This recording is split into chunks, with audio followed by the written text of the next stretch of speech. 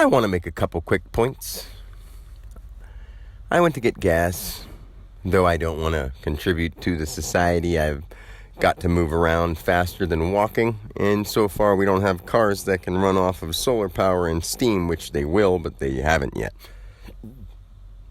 So I go into the store to pay for the gas because the card wouldn't work outside, and I go inside. And the lady was really chipper, and the other lady was somebody that I used to know from one of the stores that I went to. And she looked really upset and sad. I'm like, what's wrong? She's like, work today. I'm like, but you're working here. And I'm just standing at the counter. It looks like there's nothing going on besides you're learning the counter. And, people are people. And it's raining today, so there's this guy from a landscaping company talking to the other manager there. And he's like, now we're not going to work today, and I got to get some money. I gotta have some money. He's like, now my kids are home. I'm gonna have to go home and spend the day with the kids. And I'm like, that bothers me so much to hear somebody complain that it's raining so they can't work to make money for their family, but they gotta go home and spend time with their kids. Boy, does that irk me.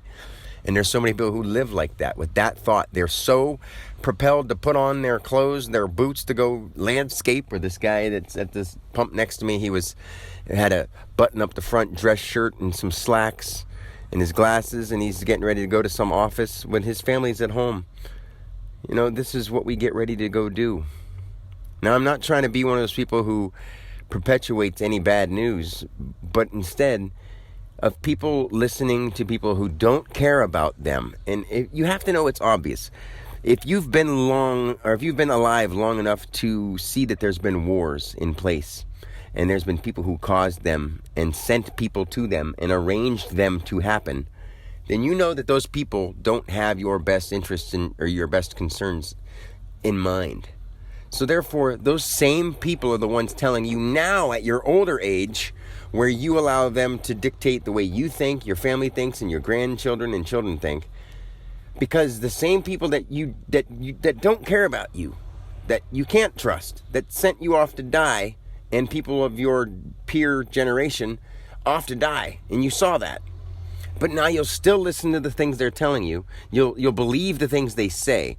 And when somebody tells you something because they care about you and want you to know what's really happening, you don't listen because it's something you haven't heard before.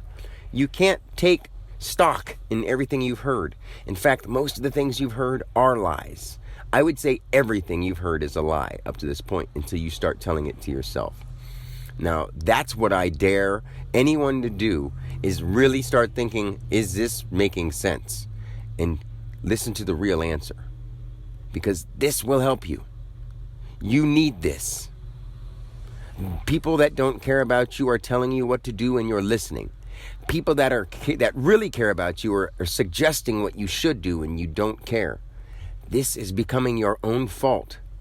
Don't kill yourself by not helping yourself live on purpose. Okay?